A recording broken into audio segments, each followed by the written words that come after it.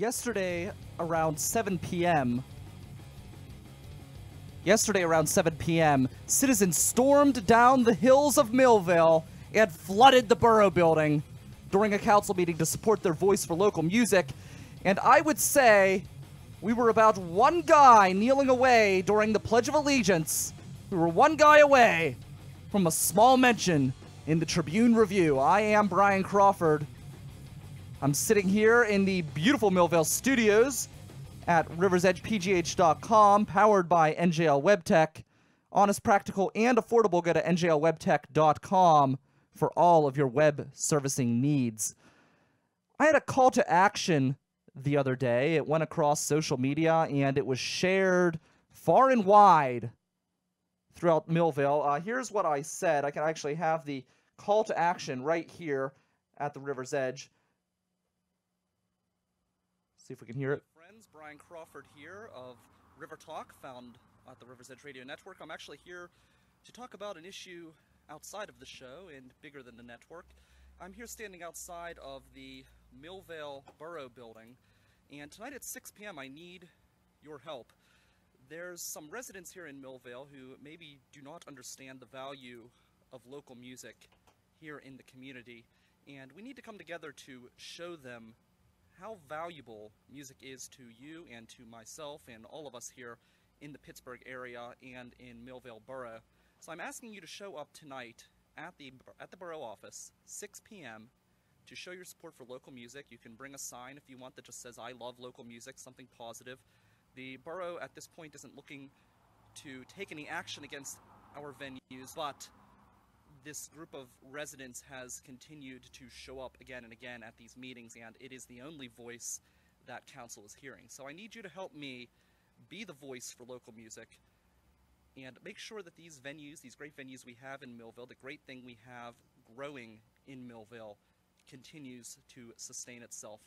And show up you did in numbers. My goal that evening, I wanted to flood the place with people, with support.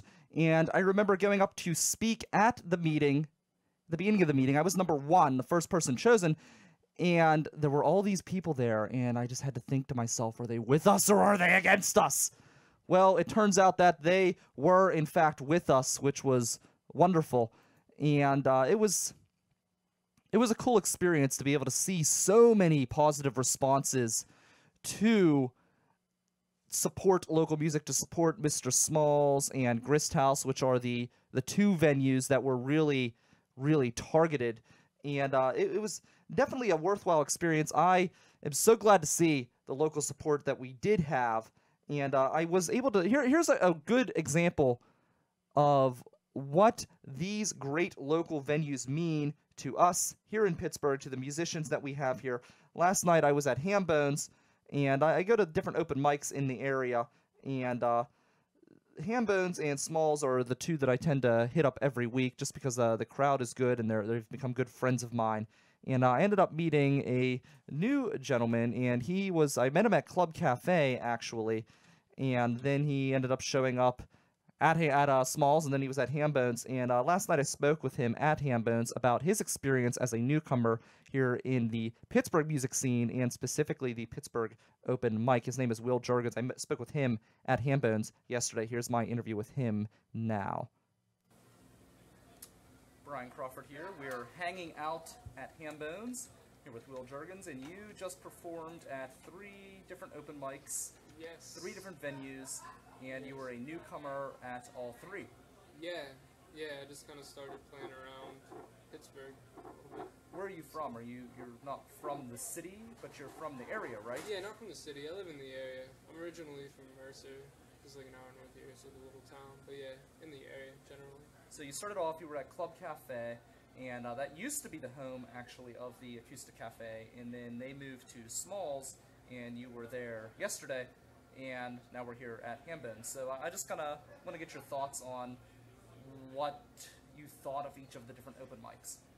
I thought they were all good. There's like a good core of people here that all kind of hang out. Really nice people, really great people.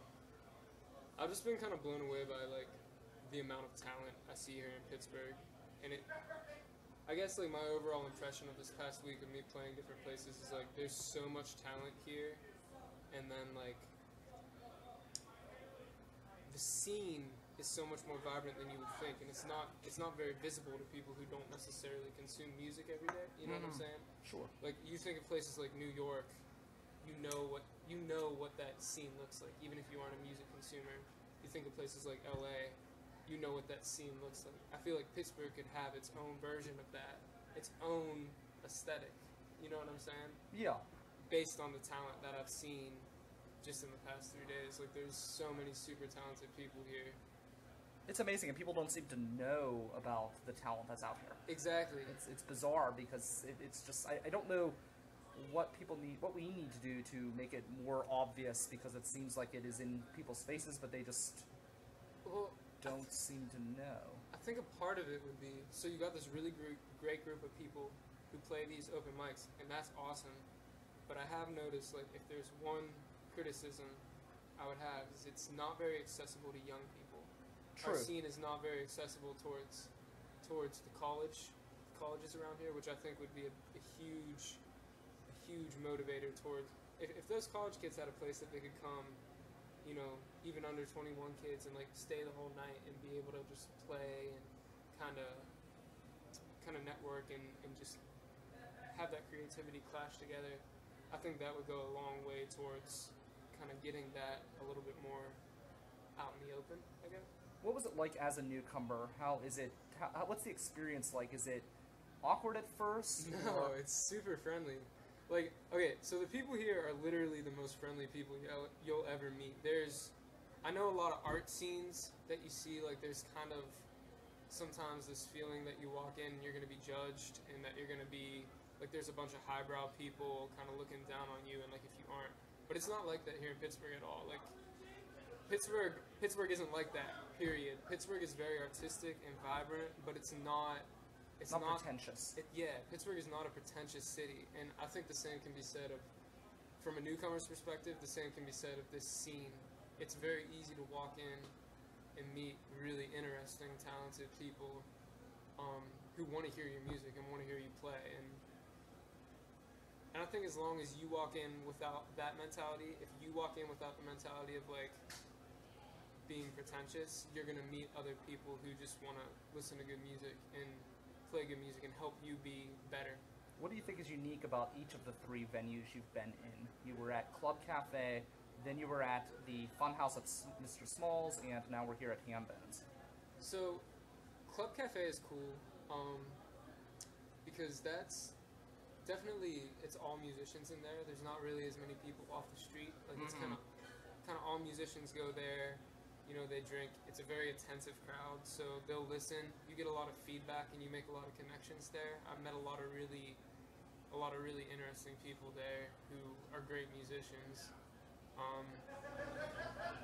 Mr. Smalls, I've only been there once. The thing that interested me about that was the space. It's a really interesting space. So there's a space for performance, but then there's also a large space to kind of hang out. And there were a lot of younger people kind of coming in and out of that area. Not as many people watching the performances, but a lot of people in the vicinity, kind of. And then Hambones, which is where we're at now, I really enjoyed. It's kind of like the best of both worlds, I guess, to me, is you have like a sitting area where the musicians sit in a very attentive crowd. Like if you're playing, you have their attention from the start. Whether you keep it's up to you, and is up to, you know, sure, where you're at, I guess. But you'll have their attention from the get-go. And then there's another area with a bar area if people want to talk. So I think there's pros and cons to all 3. Again, the biggest con to all of it in general is that there's not really a place that's friendly for under 21s. So have to figure something out. Yeah. So I'm on that. There we go. He's got his mind is working. Yeah. Don't forget, I'll be on tomorrow morning, 10 a.m. I actually have Liz. That was my interview with Will, and we are waiting for Liz and Mike of Mr. Small's Theater. They're supposed to join me today, so hopefully we'll see them here in the next few minutes. But local music means so much to so many people, and one of the things that I have to disagree with Will on, well, maybe not disagree, but add my own little spin on in that comment. He talked about smalls and there being a listening space and then a space where people communicate. But to me, in a way, that adds to the venue because someone like myself, I used to have off Saturday, Sunday, and at work they were having a hard time with me being off on those days, and I said, well, why don't you move me to Monday, Tuesday? And I specifically said that so I could go to these open mics where all of these great musicians are, and those are my days off, and that's my free time, and I love to go sit there and listen to the music and watch the performers and all of that, but at the same time, I love having a space where I can go back and interact with my friends, have a good time, laugh, and just enjoy ourselves without needing to worry about interrupting someone's music. So I think the way Smalls is set up allows for those types of relationships to be fostered. And I think that's important as well. But that's my opinion. I'm a big fan of the venue. We're waiting here for Mike and Liz, so we're going to go to break, see if we can get them here in studio, and then so we will be back right after that. You're listening to Pittsburgh's Voice for Local Music, the River's Edge Radio Network.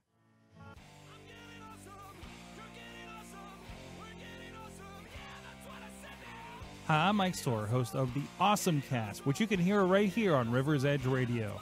We're talking tech, getting geeky every week with people from Pittsburgh in the industry. Go check us out, awesomecast.net, or listen to us right here on River's Edge Radio, Thursday mornings, 8 a.m. after Funny Money.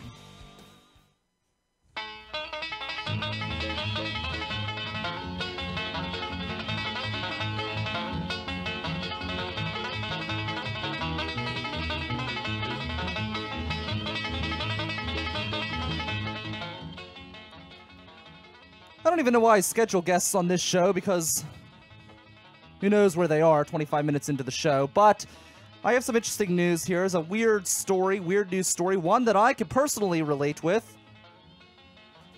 There's an inflatable Irish pub that you can get for your backyard. It is glorious. I mean, it is like the size of a house, literally. There are pictures of people standing outside in this pub. I know it's Irish, but I feel like something like that would be wonderful for outside on top of the parking garage for the Penn Brewery Oktoberfest. This place is awesome. It has a built-in faux fireplace. It can fit tons of people. They have this picture here. It shows all these people standing around. I can see at least, like, I don't know, 20 people. They have the barrels for tables. It is freaking sweet. And I don't know. They're saying, oh, it's, you know, a substitute or whatever. Like, to me, I would just want this for my house. Can you imagine throwing a party and being able to blow up an entire building-sized pub, complete with windows and everything? This thing actually has windows you can look through right in the inflatable pub. It's unbelievable. So, I feel like this is something that we could use for Millvale May Days. Maybe get the two breweries in town, Grist House, if the crazy citizens, the few in the minority that they are, unless they don't get their way, we'll have Grist House around for a long time, and maybe they can combine with Dry Log and get Double L and Cousins and Smokies and Sweeney's and all the tons of bars that we have around town together. Get this inflatable Irish pub and have like a big outdoor beer garden. I think that would be fantastic. So Netflix, and this is kind of interesting, Netflix is now pushing for a release of the cap on streaming. As you know, a lot of these cell phone providers have caps on the amount of data that you can use in a month, data caps, and it affects businesses such as Netflix. Obviously, we at the River's Edge Radio Network are a streaming radio station, and streaming is important to me, clearly. The ability for people to stream is very, very important to me. So I want to give a shout out to Netflix and their push for an end to the data cap. And really, if you think about it, living here in the United States, it's almost like living in a third world nation when it comes to internet. It really is. And Netflix, it says here they want it to be illegal. Let's see if I can pull up this article. But they're looking to outlaw data caps. It says Netflix wants you to be able to stream plenty of TV shows, whether you're at home or on a mobile connection.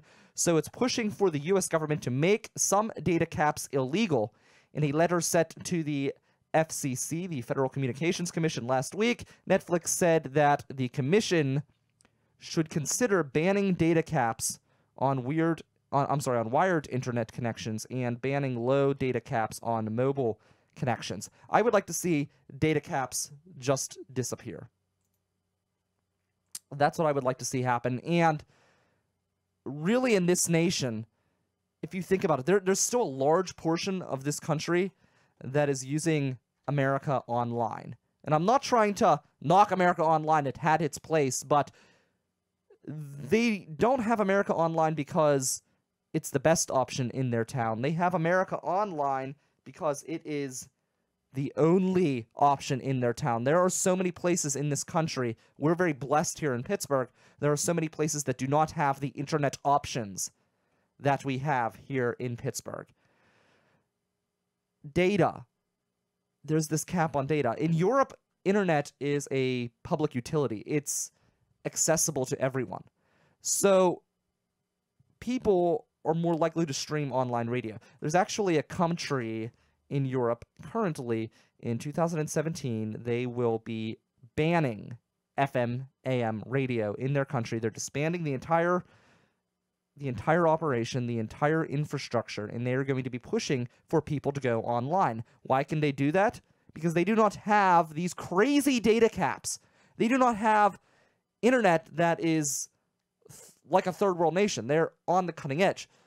So here in the United States, you're getting just destroyed financially if you go over the limit. I know with us, we're on a family plan, and every time you go over, every gigabyte extra, it's an extra $15. So we've got 10 gigabytes for the family. There's 3 of us that use data on that plan. One person has a regular phone. And I use about 8 gigs, at least 8 or 9. So then there's about 1 gig left for other members of the family to fight about. And it's not really fair, but I don't know what else to do. I run an online network. I need the internet. Today I posted a video in front of Mr. Smalls to promote the interview that apparently is not happening. But I needed to use data to do that. I mean, there was just no internet connection where I was standing. And it's part of my business. I guess it's an expense, but and that's why people are moving to things like Sprint. But I agree with Netflix wholeheartedly. And it's just crazy to me that we live in an age where it's not like that. Where we live in an age where people are fighting over internet. I mean, I gotta, at the end of the month, turn my data off and go and try to pimp someone's Wi-Fi out a window in order to get my shows on and off the network. And that's ridiculous. That's ridiculous. Come on, I've got Verizon. I pay more than anybody, and maybe I won't be with Verizon very much longer due to the data issues, but Verizon is one of the more expensive networks in the region. So you're paying more, you're getting less. It just doesn't make sense. So kudos to Netflix, hoping that they're able to get what they want. You know they won't, though. That's the thing. Because, oh, and here's a good quote from Netflix. It says, and this comes from TheVerge.com. They have a quote here. It says, data caps do not appear to serve a legitimate purpose. Well, they definitely serve a legitimate purpose, Netflix. It is bringing in buku bucks to cable providers and cell phone providers. And the cable company, and I love Netflix, and I think Netflix has the support of the people. The people are behind Netflix, but your legislators are paid off by big lobbyists. and the cable company has more than its share of lobbyists. And really, this country is set back from progressing into the future. We're held in bondage by these cable companies still to this day. And I'm hoping with the rise of companies like Netflix and their popularity that eventually we'll be able to break free of the hold that the cable companies have on us. I mean, I personally, I don't know about you, I don't use cable. And yeah, it sucks during sporting events because I have to go out to the bar or I have to just listen on the radio, but I just don't have time. I don't have time to watch TV. And I know a lot of people, they sit there and they surf all day, every day. I just don't have time for that. Do you have time for that? How do you have time? How do you have time to sit there and watch TV all day? Get out, watch a show, a live show. Go watch a theater show or a music performance. And I don't know. To me, that's more exhilarating to be able to see somebody put something together in person. To actually see a performance come together, that live performance where if something goes wrong, the entire thing could go to haywire. It's kind of like when somebody doesn't show up for an interview and you're just pulling out some stories that you have set aside. Rush Limbaugh always says he has a colossal stack of stuff. I guess I kind of had some stuff that I was preparing for this show, and it was maybe half prepared because I was expecting this interview, but I do have the material here, so we're going to storm along and continue to forge forward. But where was I? Okay, yeah, so music. Yeah, go see a live show. And it was awesome to see so many people come out for Gristhouse, for Smalls. They really are just awesome staples of this community. And I remember when I first moved to Millvale, I moved to Grant Avenue, and I moved here for many reasons. One of the reasons was that I am a big fan of Mr. Small's Theater. It's a beautiful venue, and they're doing so many great things there. So I was really hoping to have Mike and Liz on to talk about this. Maybe we'll be able to reschedule with them. But beautiful venue. They're doing great, great things. So that helped draw me in. The sense of community that they have here, the trail along the river was a huge, huge selling point to me. But when I first moved in here, I remember moving to my house, and I ran into my roommate, and he said, you know what, there's a brewery opening up down the street. And I said, really?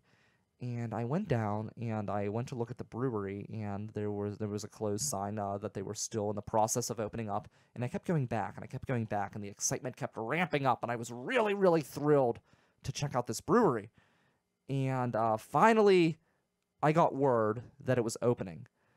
And I went down, I was there for their grand opening, and oh my goodness, it was just an awesome sight. They had live music, people in every corner of the building, standing room only. It was jam-packed, and I thought, wow, what an awesome thing. So cool.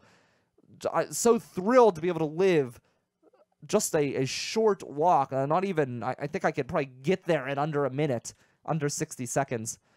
And I thought, what an awesome thing to have in this community. This is definitely the community for me. And then I thought that business would kind of slow down. Not that they wouldn't be successful or popular, but, you know, it's a grand opening. There's all this hype. People like me have been seeing this place and walking past this place for months with anticipation. And I thought that there would be a buzz over the grand opening and then it would slow down, but I was wrong. People kept coming and coming and coming, and this place was just packed nonstop every day. And then they opened up on Wednesday, and it was jam-packed on Wednesday. Standing room only.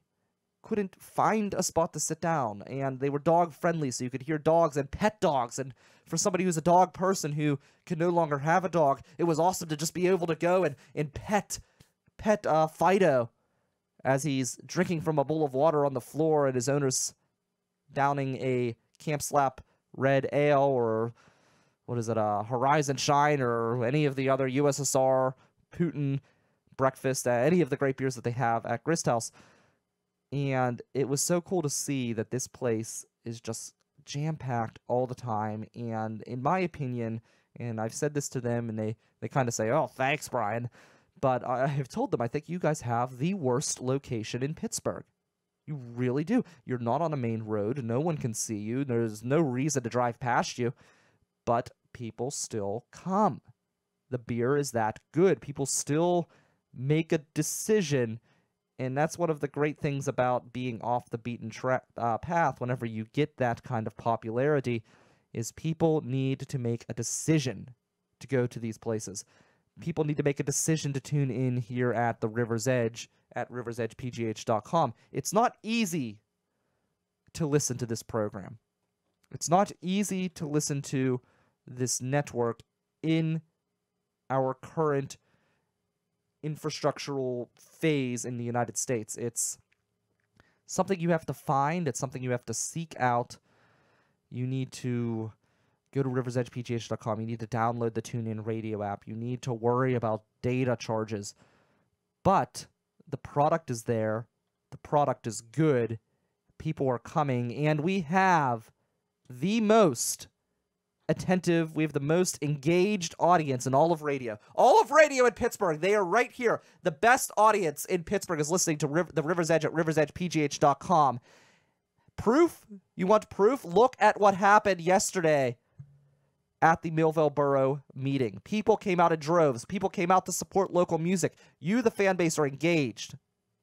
You, the fan base, the thousands of listeners that we have every month, have made a conscious decision to open that TuneIn Radio app. You've made a conscious decision to type on your keyboard riversedgepgh.com. You've made a decision to follow us on Facebook. You can't just turn on the car, click seek, and hope something happens. You can't program us as a digit to type in your car so you can scroll back and forth. In fact, even if you want to change channels on TuneIn, you got to search to the show or you got to click a couple different buttons on your phone to make that happen. But you do. You do it because the product is good, and you know when you're off that beaten path, you know that the people who are listening, the people who are coming to your establishment, they're coming because your product is good and because they love what they are hearing. So I'm thrilled to be part of such an awesome audience that is so engaged and so supportive of local music here in Pittsburgh. Up next, I don't know, maybe we'll talk about this VA situation. Yes, the VA is in the news again. And no, it's not good as usual. So we'll get into that, and we'll just keep plugging along right here on Pittsburgh's Voice for Local Music, the River's Edge Radio Network.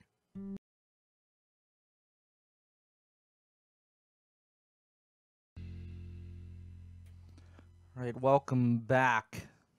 And there was a brick of heroin found in a garbage can here in the city. It says, this is from the Tribune Review. It says a worker found hundreds of bricks of heroin Monday in a downtown dumpster, and I guess it would have amounted to $175,000 for street value. That's according to the U.S. Attorney's Office. This stuff's getting crazy because I don't know. I guess it was bricks of heroin, but this stuff is so deadly. It's a shame to see. You wonder. I guess they seized 200 to 500 bricks. That's what it says here. And just really, really, really, really tragic. But as you know, Pittsburgh, we are not new to VA issues. Legionnaire's disease, it's always popping up. Well, according to CNN, a Missouri VA hospital is under fire because it may have exposed 1,800 veterans to HIV. The article reads that John Cochran of the VA Medical Center in St. Louis has recently mailed letters to 1,812 veterans telling them that they could have contracted hepatitis B, hepatitis C, and HIV after visiting the medical center. And the article continues to say, he is quoted as saying that this is absolutely unacceptable, And that's what a Democrat's saying from Missouri. His name is Carnahan. He says, no veteran who has served and risked their life for this great nation should have to worry about their personal safety when receiving much-needed health care services from a Veterans Administration's hospital. Yeah. I mean, this is unacceptable. I don't know what other word you can use. A disaster, horrifying, tragic, depressing. If you think about it, these people, many of them have lost limbs or deal with post-traumatic stress disorder. There are so many issues that plague a veteran coming back, and it's interesting because if you ever think about having a hard day at work, which, you know, I've thought about in the past with other jobs, my current job, there's no such thing as a hard day of work there. You just kind of go with the flow.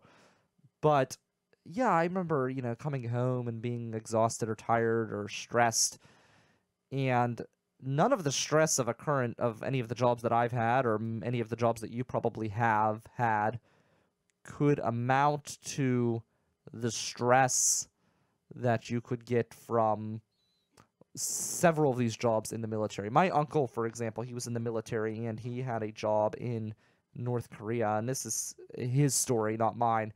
So take it for what it is. It's anecdotal, but he said he had a job where he stood along the border of the demilitarized zone between South Korea and North Korea, and his job was to stand there with a gun and point it across the demilitarized zone at another guy who was standing there with a gun pointed at him.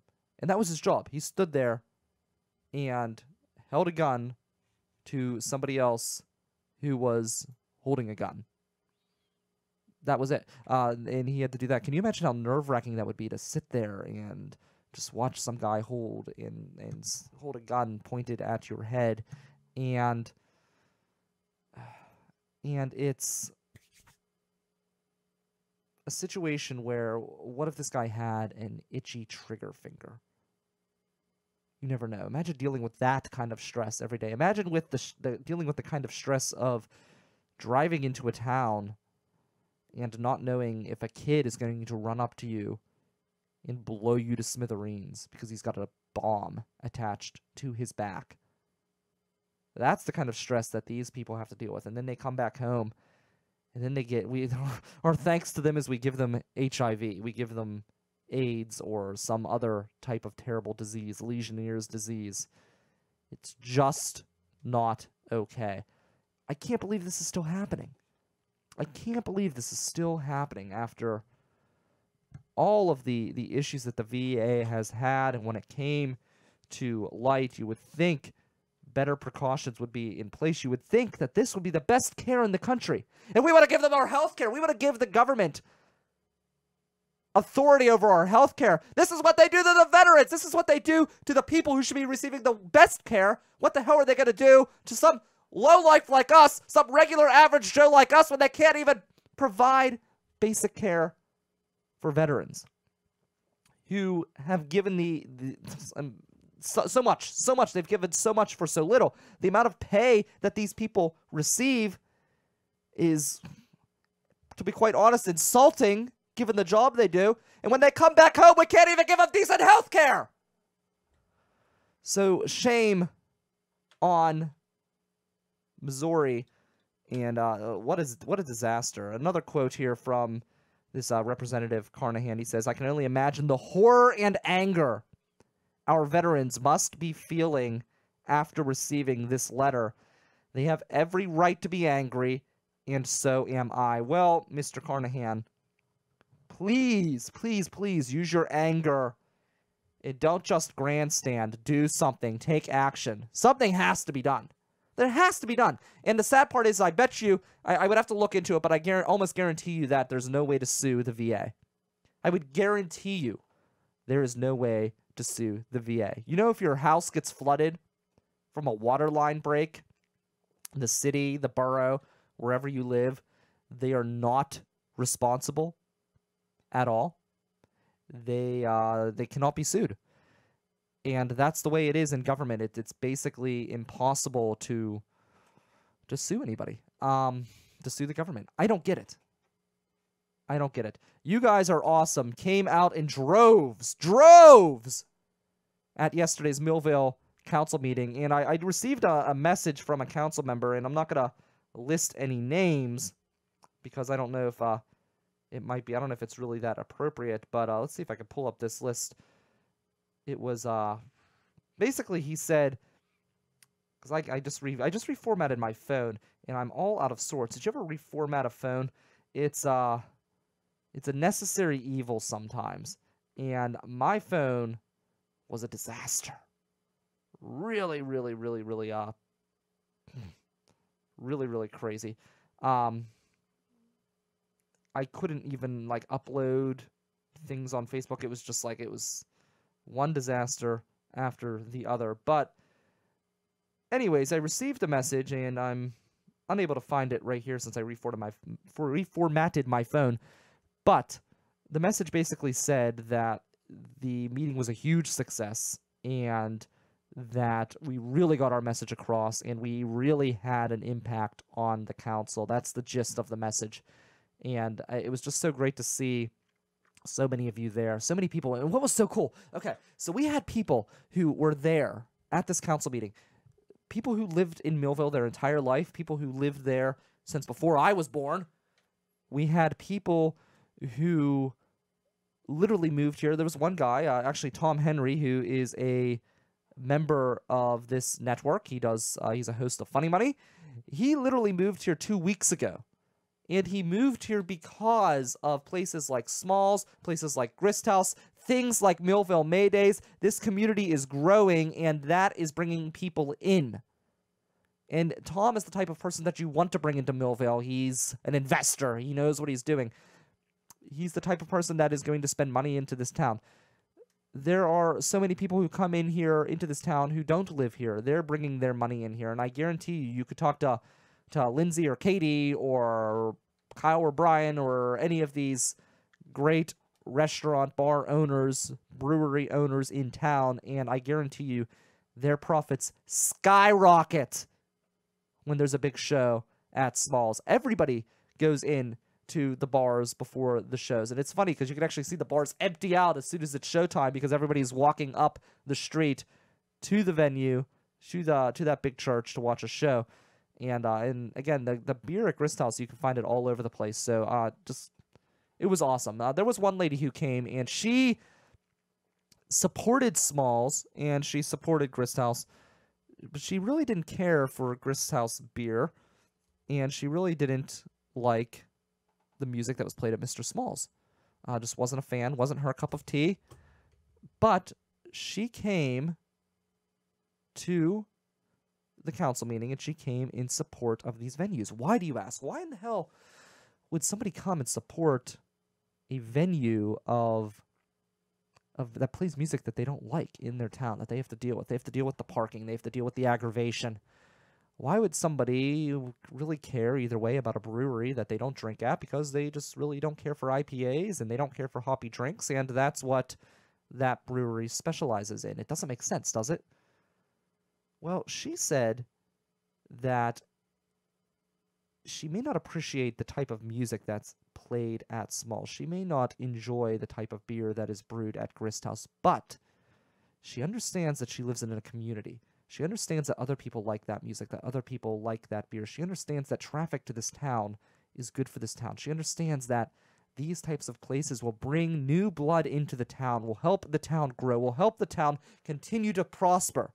She is the type of person, she is a beacon that shows the type of person that we need to gather together in this community. I also often talk about marijuana, and as you know, I am a big supporter of not only medical marijuana, but recreational marijuana, it being legalized in the state of Pennsylvania. I've never smoked through a joint. I never really care to. It's just not something I really care either way about. But I understand that it could bring in a lot of money to this state. You know, we have really we're in a really rough financial situation here in the state, the Commonwealth of Pennsylvania, with teacher pensions and all sorts of other issues that still, I don't think, have been completely resolved. And medical marijuana, or not even medical marijuana, recreational marijuana could possibly, could pretty much virtually wipe that out. I understand that. I understand that it's a victimless crime. It's not hurting me any. Is it really any worse than drinking? It's not something I really care to partake in, but I understand the value, you see, and that kind of open-mindedness is what will... Oh, we got a comment here. Let's see. Maybe we don't. I thought we had a comment on the show. That kind of open-mindedness is what will enact real change for the pot issue. Okay. If a pothead comes up to you and says, yeah, pot's cool, man, well, it's not going to have the same impact as somebody who has never smoked it or has barely smoked it or doesn't care to smoke it saying, hey, this just makes sense. Just do it, right? Well, it's the same thing with the music community. If you've got people who don't listen to that type of music, it's not really their thing, right?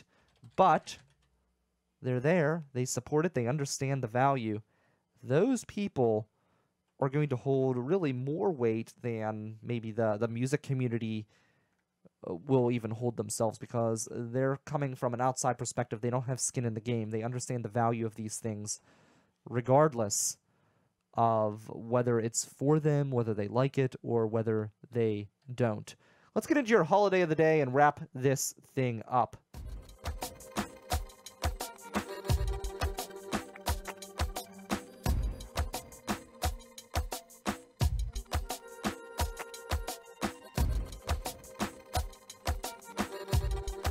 Here it is. So today is officially Eat a Hoagie Day. I know they have good hoagies at that one place right down on North Avenue. What's that called? Let me think. Pleasure Bar, maybe? I don't know. Right down on North Avenue. They have a good spot. I think I don't know what my favorite hoagie is. There's so many good ones. There's Bob's Sub down on downtown near Point Park University. There's the Triangle Bar. Oh, for goodness sakes, I love the Triangle Bar. Good stuff there. They've got Pepe's, always good there. There's so many good sub places, so many good hoagie spots. And I love the fact that it's actually Eat a Hoagie Day. It's not Eat a Hero Day. It's not Eat a Sub Day. No stupid heroes, people from New York. No, it's a freaking hoagie. And right here at checkiday.com, my official What Holiday Is It website, it's official Eat a Hoagie Day. That's right, bitches. It's hoagie. Shove it! It's also National Cream-Filled Donut Day, but good luck getting a donut after 5 p.m. If you're a listener of this show. You know that we live in the donut hole. We live in a donut desert here in the city of Pittsburgh. There's some good donut places, but good luck getting there after the workday. It's also National Coloring Day, so go spray paint someone's house. Let me know how that turns out, and we will get back to you. No, we'll hear your story next week, or we'll just read the police blotter in the paper. Don't forget, some big events coming up. This Monday, Show 100, Big 100, live from Needs Hotel. I'm so excited about that. That's going to be awesome. We're going to be live at Needs. We've got live music. We've got all sorts of good stuff. Do not miss that show. It's going to be a good time. Some good beer, good food, good entertainment, good live music. And September 30th, the Pod Crawl. We're going to have Mike Sasson at 6 at Cousins. I will be at Double L with Bold Nights Out. That's going to be the third stop in between. We have drinking partners. Awesome Cast after that. Then you jag off to wrap it up. Awesome Cast will be at Smokies. You jag off at the Sidelights Bar and Grill down at the other end of town. Good stuff. Fantastic venues. The best podcasts in Pittsburgh. All in one place. All in one crawl. You can literally drink at each venue, get such a good variety of beer. It's something you just can't miss. You'd be so foolish. You'd be so stupid if you missed this event. You got to come out. Starts at Cousins at 6. Cousins, home of the best ceiling in Millvale. I'm back Friday. And Friday, who do we have on Friday? We got somebody scheduled. Oh, Saturday. We've got the Saturday show, Jay Cooper, Howie D. Mack, and we will also have Dawn Strange. He will be in studio. We're going to talk about music with Dawn. And I love Dawn. He was at the 1-year party with me. So stay tuned for that. That's going to be Friday. Tomorrow, Funny Money, Awesome Cast. Do not miss it. That's coming up tomorrow. You're listening to the River's Edge Radio Network. I'm Brian Crawford, and I will catch you on the Facebook.